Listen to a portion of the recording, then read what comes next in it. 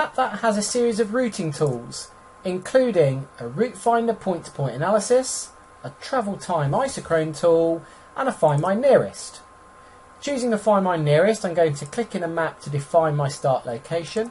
I'm going to choose the layer I'd like to find, in this case post offices, and the number of features to find. If I now run that route, MapThat generates the 5 nearest post offices to my location. If I open up the data table, it will list the details of the post offices and also the distance to each post office. Using the information bubble, we can click on a feature in the map to review the extra information. Let's clear the Find My Nearest. Let's go back to home, and this time let's do a route finder. Route finder is a point-by-point analysis to find the quickest or the shortest route from one location to another. We're going to run that route, and in the map we see the path or the route to take, and in the bottom right hand corner are the directions to travel.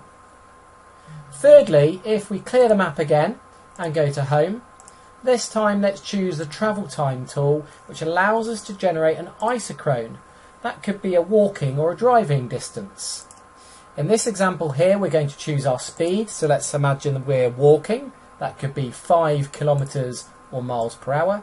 And for how long? So in decimals, let's say a quarter of 1 hour. If we now run the route, MapThat generates the walking isochrone at 5 miles an hour for 15 minutes.